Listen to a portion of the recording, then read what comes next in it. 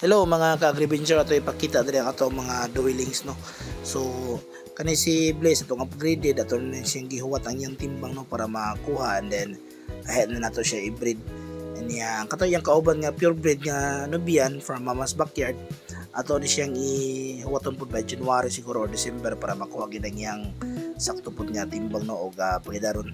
Nya kani atong full blood ring nga buwer, nakaanak na siya duha by after sa linog no, but di pungo to yan di alanak. Wagit ka survive ang duha ka ano kids niya no, yang usa naputan ang usa nagawas ta, but wagit ka agwan to no one day kapinra, but still di ta mo hono no. So padayon gyud punta nakuha matag mga learnings sa tuwang mga pamaagi no nga natin na improve niya.